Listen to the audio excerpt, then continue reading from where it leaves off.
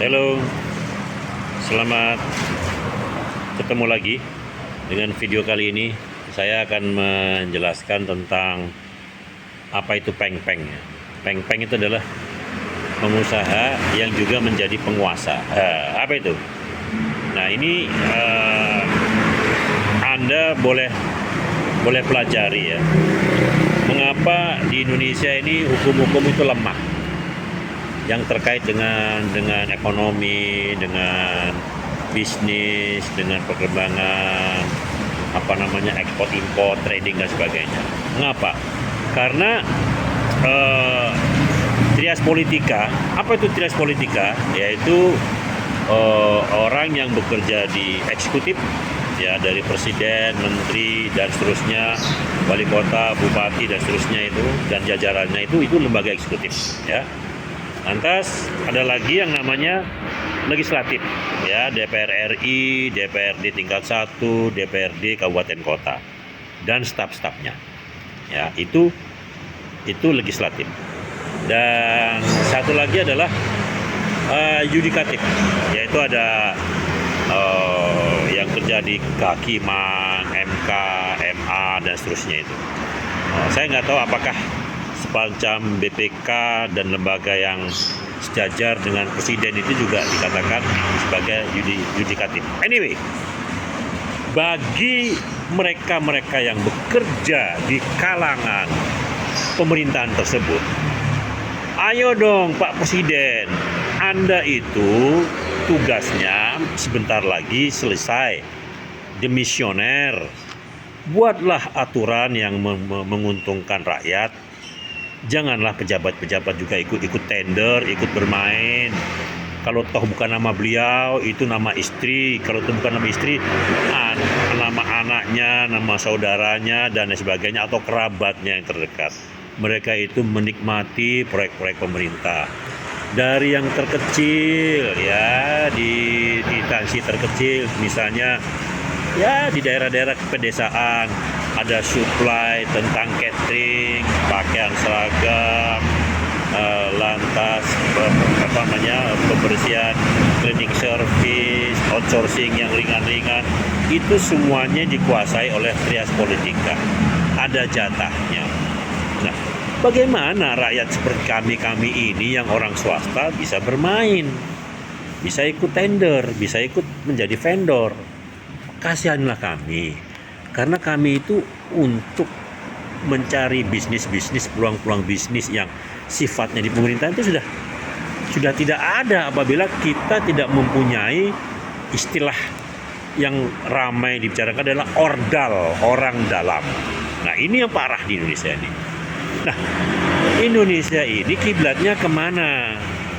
Mau ikut Amerika, takut dengan iklim demokrasi di sana, walaupun di sana kadang-kadang ada chaos, namun sebentar pulih mereka itu, ya. Ya, mereka benar-benar menerapkan demokratisasi di sana, dijunjung tinggi. Mengkritik pejabat itu boleh, mengkritik itu boleh, bahkan menghina. Ya, kita kan tidak sampai seperti itu, kita hanya mengkritik saja, tidak menghina, ya. Seperti itu boleh. Ya, sehingga mungkin Indonesia ragu dengan masalah tersebut, ya, sehingga kalau saya terlalu demokrasi nanti tidak bisa maju saya, karena nanti bagaimana kerabat saya dikritik, lantas kehidupan demokrasi sebebas-bebasnya dibuka, akhirnya tidak jadi. Sehingga kadang-kadang juga Amerika menyinggung masalah HAM, ya, masalah pelanggaran HAM. Nah, sekarang gamang, mau ikut mana? Mau ikut ke Cina? Nah, ikut ke Cina apa lagi nih? Mau ikut ke Cina itu walaupun negara komunis sifatnya, backgroundnya seperti itu, namun di sana hukum tegak. Tidak boleh pejabat berbisnis. Kalau korupsi hukum mati, keluarganya dimiskinkan. Nah, bagaimana dengan di sini?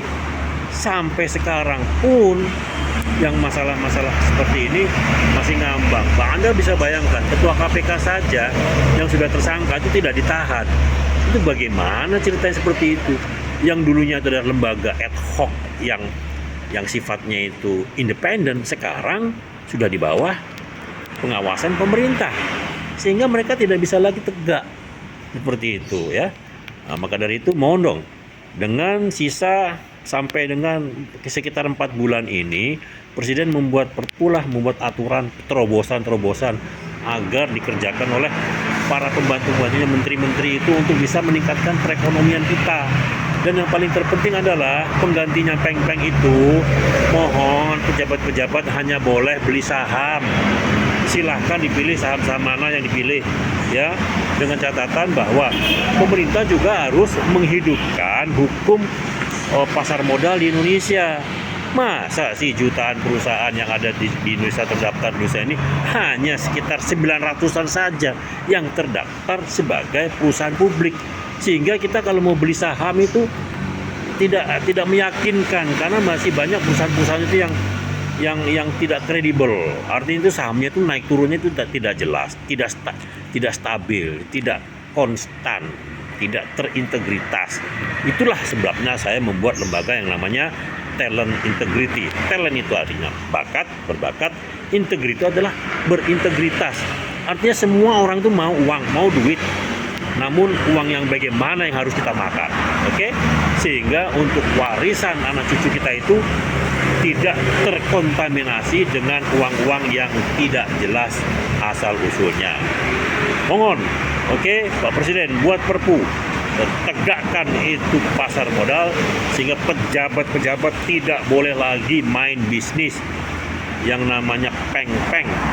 Ya, silakan mereka beli saham sebanyak-banyaknya sehingga mereka fair, independen, tidak bisa lagi terkontaminasi dengan yang tidak jelas, sehingga hukum apa yang mau diterapkan di Indonesia itu tidak jelas. Karena apabila mereka melakukan keputusan-keputusan terganggu dengan mereka punya usaha-usaha yang signifikan yang tidak menguntungkan rakyat sebenarnya.